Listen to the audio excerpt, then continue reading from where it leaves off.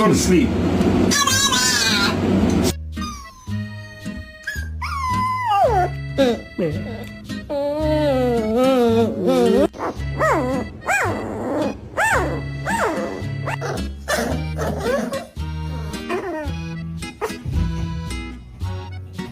We're gonna get out right now, I promise.